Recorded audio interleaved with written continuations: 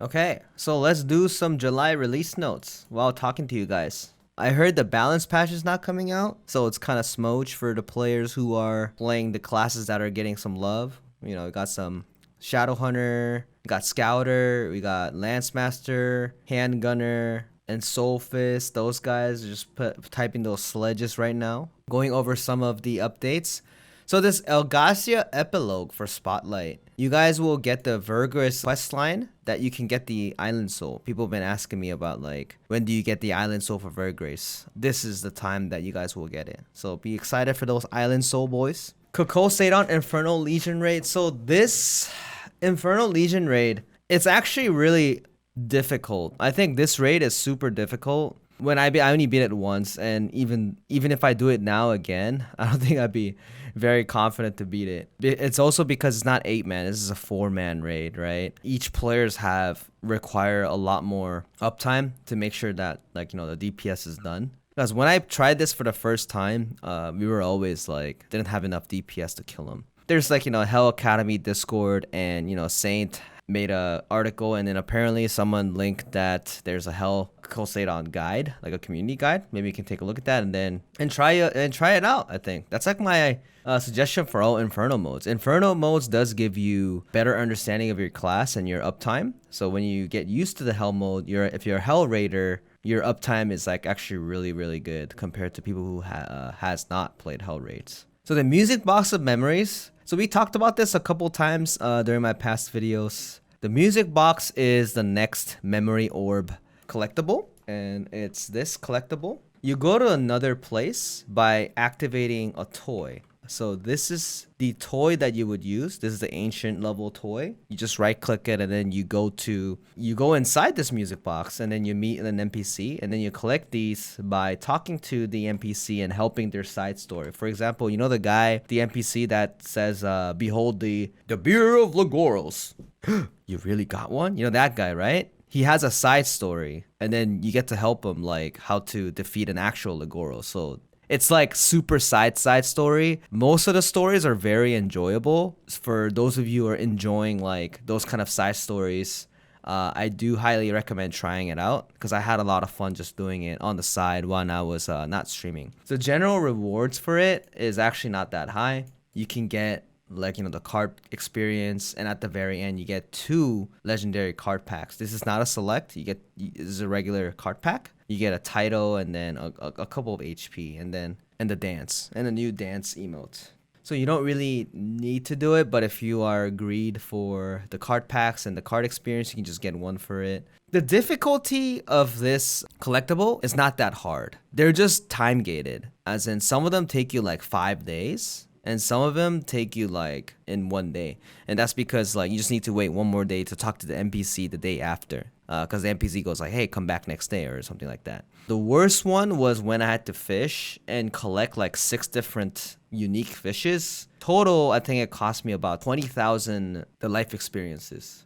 We used to have guides for it, but I'm pretty sure someone's gonna upload a guide like where you need to go for everything.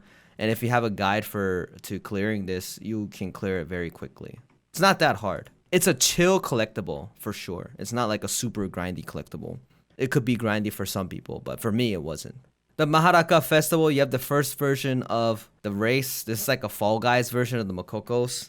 I kind of want to know what you guys' thoughts are when this actually updates, because this was fun in the beginning. It was just a good way to get additional mats. So the gear progression, these are the questions that you guys might have. They listed it out here. The Relic Broshaza gear is no more, as in it's going to be combined into Phantom Intentions. So the crafting material, you guys don't need anything. So you will straight up jump to ancient level of the gear.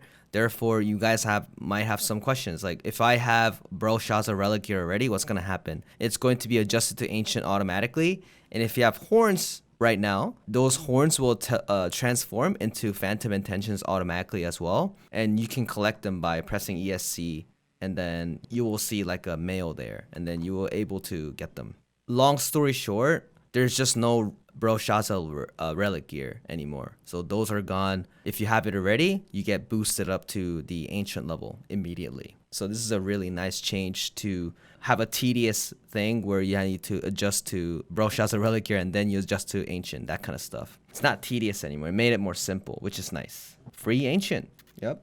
The Arcturus Touch is the bonus looting, and it's going to impact on Broshas on normal and hard and Kakol Seidan. Therefore, this is the stuff that we got recently. And this also means that any new players or returning players will have much easier time to get the materials to get yourself into a higher level. And this is the Mokoko buffs and all this stuff, 1445 to 1489. So these things are recent buffs as well. So most of the QOL things are being added immediately to the Western version as well. So this is a really good thing to look forward to as well. The Moko Island. So I'm here right now. This is the Moko Island. You play a mini game. I had a really old video when this island came out in Korea. I made my niece play it, and she had a lot of fun playing it. This is basically just a platformer 2D game, and whenever it comes out, there's a timer, and then you get to be on this island, and there's the gate appears, and then you just need to fight the boss over and over. And if you fight the boss, she gives you a token. This is the token that you get, and with those tokens, you can trade a bunch of items, and you can also get a toy to transform into the weapon Mokoko. As you notice here, you can get some card packs, you can get card experiences, and you get materials for 1415 and 1490 and 1580.